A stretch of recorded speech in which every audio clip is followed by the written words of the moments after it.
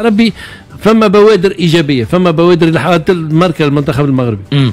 سجل الهدف المباشر دونك الماركاج ما صارتش التغطيه مليح. اي فما اصابه لحارس المرمى. ما شاء الله لاباس. المغاربه نعرفوهم كيفاش يكوروا. واحد مرض والله، عندنا جوارات مش نورمال، والله عندنا جوارات مش نورمال. نحكيو على الكريج، بنحكي على الكريج. هزيمه المنتخب التونسي وخلينا ما نترشحوش للمنتخب المغربي. ماتش في اطار كاس افريقيا الاواسط. برجوليه يا الاولاد، برجوليه. واحد مرض يا حسام عدينا على جروب بلان على عدي حسام. ريحان معنا. ريحان سمع.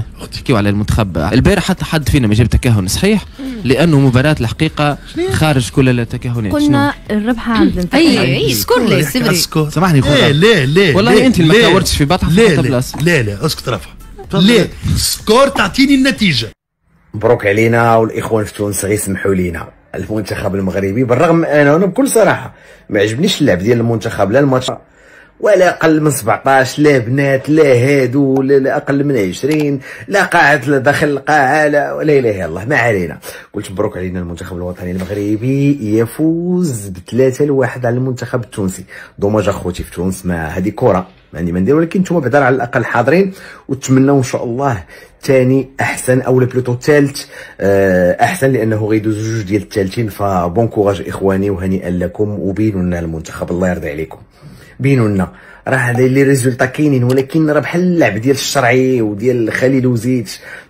بغينا الروح الاخوان. مبروك عليكم، وان شاء الله نتاهلوا لكاس العالم. باقي لنا ماتش واحد وندوزو لكاس العالم باذن الله. تحياتي، برافو عليكم، ومبروك للاسود. رجع الحارس ديالهم كيطلق الكره دو فوا. الله يكثر من تالو ياك، الله يكثر من تالو. هنا كنبغي نربح التوانسه بالطريقه التونسيه. هي تلعب المينيموم دو فوتبول وتكون لو بلوز افيكاس، حيت شحال من ماتش مع التوانسه في جميع الفئات كتكون انت داير الكره وهما كيشمتوك. انا كيعجبني نشمتهم مره. بومسعودي اللي قدم ماتش كبير، كنا كنلقاو دائما وراء كل الكواري، كل الكرات الثابته من جانب المنتخب الوطني المغربي. اذا خروج بومسعودي، دخول مكاوي، كره لصالح المنتخب التونسي. كنظن بان التوقيت كذلك كان مزيان، لا في البريمير ميطون لان ماركينا في دقيقه 43، ولا في دوزيام ميطون. العناصر الوطنيه قايمه بماتش كبير ومقدمه مواجهه كبيره جدا. اللاعبين ديال المنتخب الوطني المغربي رجعت لعند كوتون من الجهه اليمينيه، وعندنا الهدف الثالث ديال المنتخب الوطني. تفضل. وجول مره اخرى للمنتخب الوطني المغربي. انهيار كبير في لا ديفونس ديال المنتخب التونسي، انهيار كبير جدا، وهذا ما استغلوه لاعبين ديال المنتخب الوطني المغربي، وعطاونا البيت الثالث. كيما طاحوا سالاو في هذه الكره، هذه الطريقه باش تماركا البيت. حتى لي شونجمون اللي داروا اللعابه ديالهم اللي دخلوا، شو المجهود الفردي ديال عبد الله. غادي بها بوحدو، مشى دريبله 3، هرب على الرابع، دخل كاري 18، ربح كاع لي دويا اللي دار، وخرج ليه الحارس، ورجع الحارس ديالهم كيطلق الكره دو فوا. الله يكثر من تالو ياك، الله يكثر من تالو. هنا كنبغي نربح التوانسه بالطريقه التونسيه. هي تلعب المينيموم دو فوتبول وتكون لو بلوز افيكاس، حيت شحال من ماتش مع التوانسه في جميع الفئات كتكون انت داير الكره وهما كيشمتوك. انا كيعجبني نشمتهم مره. الماتش ما يكون سهل. الحمد لله كنبغي نشكر الدراري على الروح القتاليه ديالهم. اهم حاجه هو 3 بوان كيدفعنا حافز كبير، وكيف كنقولوا بعضياتنا عارفين شنو كيتسنانا، واهم حاجه عارفين المسؤوليه اللي علينا باش ان شاء الله نفرحوا الشعب المغربي ان شاء الله. الماتش الجاي غنوجدوا ليه كيف هذا الماتش اللي داز، ونوجدوا اكثر، وان شاء الله كنتمناو نديروا نتيجه ايجابيه، باش كيف كنقول لك حنا جايين هنا قبل الدرابو باش نفرحوا الشعب المغربي ان شاء الله. بيكون الخير. دخلنا الماتش اننا باغيين نربحوا، كما كتشوفوا اننا باغيين نربحوا. الماتش عرفنا ما غيكون سهل، الحمد لله كما قلتي 3 بوين. الماتش كان صعيب علينا، تمارك عندنا البيت الاول، ولكن بالقوه ديال الدراري، ان الدراري ما حطوش يديهم، والحمد لله تمكنا من ربحوا.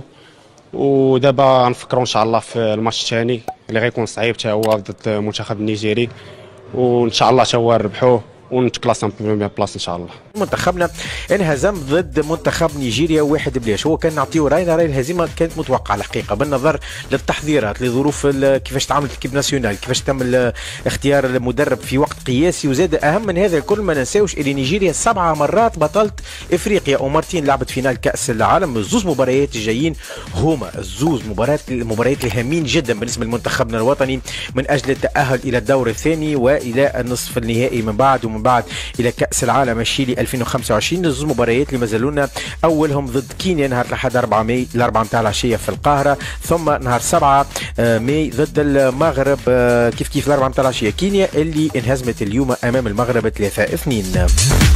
Le feeling, c'est on n'a pas été surpris par l'adversaire. On savait très bien que le Kenya, je l'avais dit avant, le Kenya c'était une très bonne équipe. Je pense qu'elle va poser des problèmes à toutes les prochaines équipes lors du deuxième, troisième match. Maintenant, on est content de la victoire. 3 points pour commencer, c'est très important. J'ai pas vu encore depuis le début de la compétition une équipe qui a été impressionnante, qui a été super bonne ou qui était déjà prête. Donc on sait très bien qu'il va falloir grandir dans la compétition. Et nous, on est très satisfaits de cette victoire. On a marqué 3 buts, on s'est créé beaucoup d'occasions. Et bien entendu, on a beaucoup de choses encore à améliorer, à corriger. Mais on est confiant parce qu'on sait qu'on sait faire beaucoup mieux dans le jeu. Mais je retiens outre les 3 points, la solidarité et le fait que cette équipe, ces joueurs n'ont rien lâché et ne lâcheront rien. En fait, le seul point noir vraiment de cette première journée pour nous, en tout cas, c'est la blessure de Zabiri et la blessure d'Aïd Boudlal. Pour moi, c'est les seuls points négatifs. Les restes, il n'y en a pas. Il n'y a pas de point négatif. Tout le reste, on peut le corriger, on va le corriger. Et je suis confiant parce que je connais ce groupe, je connais ces joueurs. Maintenant, le match, comme je l'ai dit tout à l'heure, on s'attendait vraiment à ce que ce soit un match compliqué. On savait qu'il fallait qu'on contrôle le match et leur contre-attaque. On savait qu'ils étaient très forts en contre-attaque, donc on a encore des choses à corriger à ce niveau-là. Je pense que les points qu'on doit vraiment améliorer aujourd'hui, c'est d'abord dans la tête de certains joueurs. On a senti quand même des joueurs qui manquaient de confiance derrière, qui prenaient pas assez de responsabilité pour sortir le ballon. Donc déjà à ce niveau-là, il fallait plus de responsabilité, plus de maturité, plus de confiance. Et puis ce qui a manqué aussi, je pense, c'est dans notre jeu de position, c'est qu'on était impatient, c'est qu'on voulait absolument comment dire, on voulait attaquer, mais on trouvait pas les espaces. On trouvait pas les espaces parce que nos joueurs n'étaient pas assez présents dans les demi-espaces. Il fallait vraiment qu'on ait plus de joueurs dans les demi-espaces avec cette double largeur et qu'on puisse surtout basculer le jeu le plus rapidement possible. Ce qu'on n'a pas assez fait. Notre circulation de balle était trop lente. Quand la circulation de balle est trop lente, c'est difficile de faire bouger un bloc compact. Donc ça a été beaucoup mieux en deuxième mi-temps. On a décidé, même avant la deuxième mi-temps, on a pu discuter avec les joueurs, on a pu corriger quelque chose. Et à la mi-temps, on a surtout corrigé le fait qu'il fallait qu'on bascule le jeu le plus rapidement possible, qu'on cherche les 1 contre 1. On savait qu'on avait un joueur à droite, Othman Mama, qui sur la ligne était un joueur qu'on s'est difficilement arrêté. On savait qu'en étant patient dans les demi-espaces, on pouvait aussi avoir des possibilités. Donc maintenant, alhamdoulilah, on a encore des choses à travailler, mais on est content.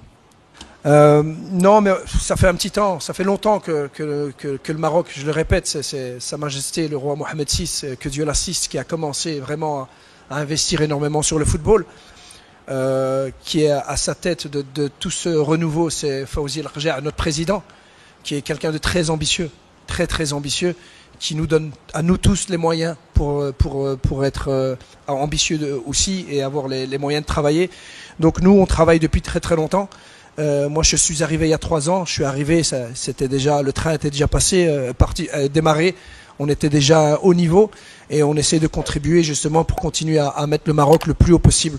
Et on a toutes les conditions, on a des bonnes académies, on a des bons joueurs, on a toutes les infrastructures. Et aujourd'hui, les clubs travaillent encore de mieux en mieux parce qu'il y a beaucoup de joueurs qui sortent de l'Académie Mohamed VI, du FUS, des Phares. Et là, on commence aussi à travailler de mieux en mieux dans d'autres clubs comme le Wydad, le Raja et d'autres. Donc l'avenir, ça s'annonce radieux pour le Maroc. Maintenant, on va surtout se concentrer sur mon équipe et essayer de travailler pour essayer de gagner le prochain match.